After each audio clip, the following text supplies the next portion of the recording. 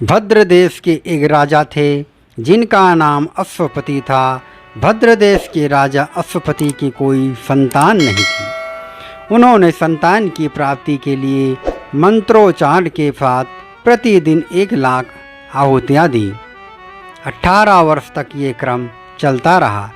इसके बाद सावित्री देवी ने प्रकट होकर वरदान दिया कि हे राजन, तुम्हें एक तेजस्वी कन्या पैदा होगी। सावित्री देवी की कृपा से जन्म लेने के कारण से कन्या का नाम सावित्री रखा गया। कन्या बड़ी होकर बेहद रूपवती हुई। योग्य वर न मिलने की वजह से सावित्री के पिता दुखी थे। उन्होंने कन्या को स्वयं वर तलाशने भेजा। सावित्री तपोवन में भटकने लगी। वहाँ साल्व देश के राजा धूम्रसेन रहते थे। क्योंकि उनका राज्य किसी ने छीन लिया था, उनके पुत्र सत्यवान को देखकर सावित्री ने पति के रूप में उनका वर्ण किया।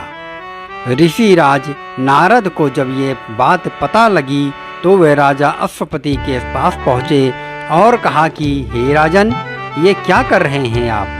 सत्यवान गुणवान है, धर्मात्मा है और बलवान भी है। इस पर उसकी आयु बहुत छोटी है, वह अल्प आयु है। 1 वर्ष के बाद ही उसकी मृत्यु हो जाएगी। ऋषिराज नारद की बात सुनकर राजा अश्वपति घोर चिंता में डूब गए।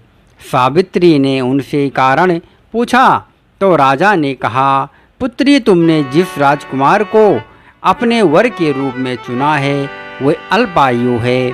तुम्हें किसी और को अपना जीवन साथी बनाना चाहिए।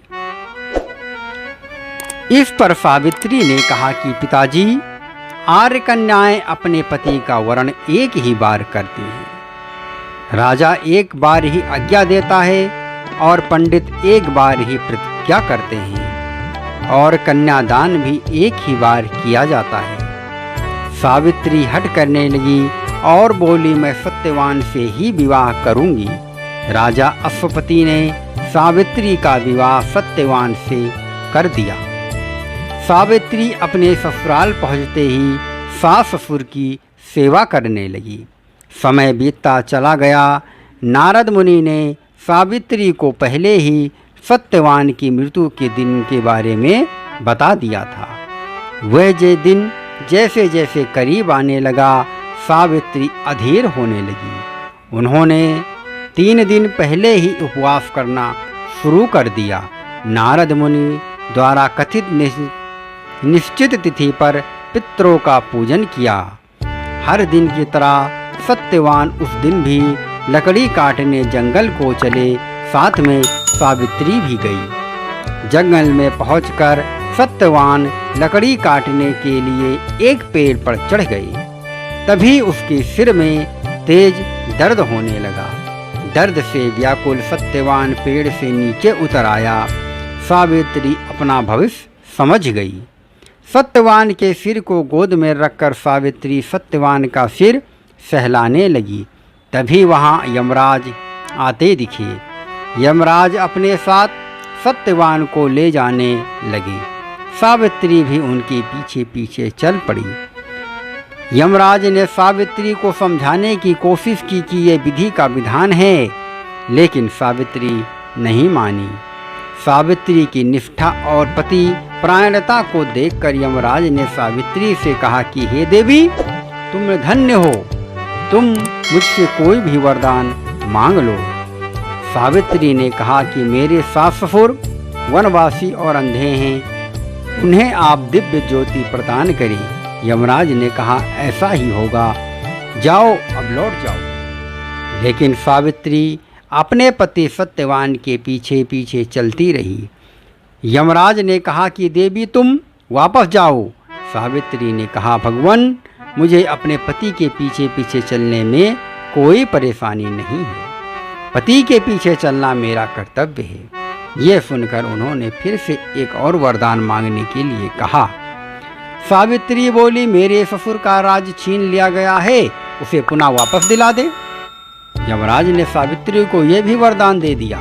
कहा, अब तुम लौट जाओ। लेकिन सावित्री पीछे पीछे चलती रही। यमराज ने सावित्री को तीसरा वरदान मांगने को कहा। इस पर सावित्री ने कहा 100 संतानों और सौभाग्य का वरदान मांगा। यमराज ने इसका वरदान भी सावित्री को दे दिया। सावित्री ने कहा कि हे प्रभु, मैं एक पतिव्रता पत्नी हूँ और आपने मुझे पुत्रवती होने का आशीर्वाद दिया है। ये सुन यमराज को सत्यवान के प्राण छोड़ने पड़े। यमराज अंतर्ध्यान हो गए। सावित्री उसी वट वृक्ष के पास आ गई जहाँ उसके पति का मृत शरीर पड़ा हुआ था। सत्यवान जीवित हो गया और दोनों खुशी खुशी अपने राज्य की ओर चल पड़े। दोनों जब घर पहुँचे तो माता पिता को दिव्य ज्योति प्राप्त हो गई। इस प्रकार सावित्री सत्यवान चिरकाल तक राज सुख भोगते रहे। अतः पतिव्रता सावित्री के अनुरूप ही प्रथम अपने सास ससुर का उचित पूजन करने के साथ ही अन्य विधियों को प्रारंभ करें। वट सावित्री व्रत करने और इस कथा को सुनने से उपवासक के वैवाहिक जीवन या जीवन साथी की आयु पर किसी प्रकार का कोई संकट नहीं आता है। आता भी है तो वह टल जाता है। बोले सावित्री माता की जय।